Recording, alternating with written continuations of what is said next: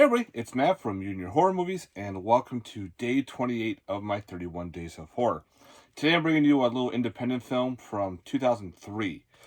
So this one is, it says, I think the Asylum put it out, like they put out the DVD, but they didn't actually make this movie, because this movie was only made for a little over $2,300. So very low budget, so it's a low budget independent film. And from 2003, we're talking about the movie The Fanglys. Now, The Fanglys takes place in a small Texas town. There's like a little urban legend about the Fang Lady. The Fang Lady is, if you're driving up in the forest area, put on your flashers or whatnot to warn any others about this Fang Lady. She is not a vampire, because you think Fang Lady, you think fangs, vampire? Nope. You actually have yourself a witch. She will go around and pretty much steal your soul.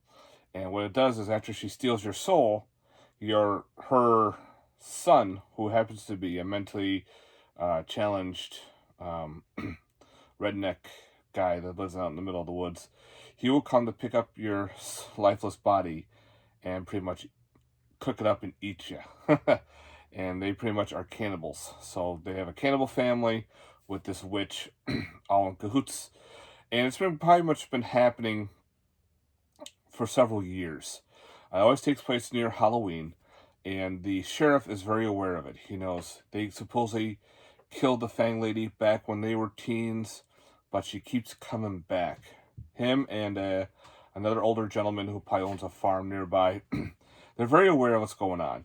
They start finding bodies, and they're like, well, she's back. And he's like, well, just cover it up like we always do, because I don't want the local police involved. I'm the sheriff.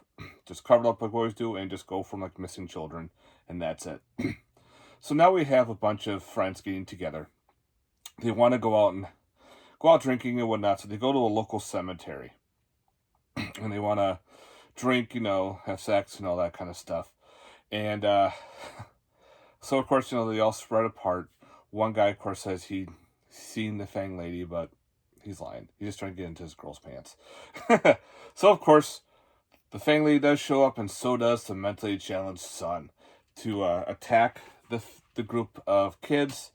And pretty much now they have to fight to survive. One goes missing. Another one is severely injured. The truck has been stalled and torn apart pretty much. So they're stuck in the middle of the woods. Do they want to go chance it and go through the forest, or stay on the road and make it back to find a hospital to get their friend some medical help?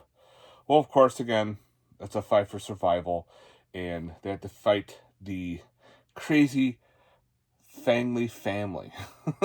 Yeah. So that's your back. So it does take place on Halloween and whatnot. Again, it's shot very low budget. Again, only $2,300 or so was made to make this movie. So if you're into like low budget stuff, this actually wasn't bad. A lot of the reviews say it was horrible, but I'm watching and going, it's okay. It was a cool storyline. It caught my attention. It's not like, oh my god, that's fucking awesome or anything, but it was an okay flick. So I'll definitely be keeping this in my collection. The special effects were kind of, again, but again, I realized after watching the special features, because you have the making of the featurette, which actually is the writer, director, producer, the guy who played the mentally challenged guy was actually the writer and director. Another director was involved. They had a lady who did like booming, and she did special effects. Like, a bunch of people were all doing different parts because they really couldn't afford as much. They had like some deleted scenes, some outtakes, and also too is there's one scene where we don't know what happened to one of the friends. It just disappears, or he faints, and we don't know what happens. If you watch the end of the credits, that explains. So I thought that was cool. So they gave you a post-credit scene to, kind of figure out what happened to one of the people. So I thought that was kind of neat. The body count's not that high, but it does have a body count, which is nice. Again, some of the effects are like makeup is like Halloween masks style. But other than that, I didn't mind it. I thought it was pretty interesting. So, again, this takes place on Halloween, which is cool. And, yeah. So, if you want, this DVD is a little harder to find. But if you want to check out the Fanglys, knock yourself out. If you don't want to, that's perfectly fine. All right, guys. Again, this is a film from, I think it was 2003, called The Fanglys. Let me know in the comments down below your thoughts on this movie. Take care and stay tuned for some more horror. Later, guys. Peace.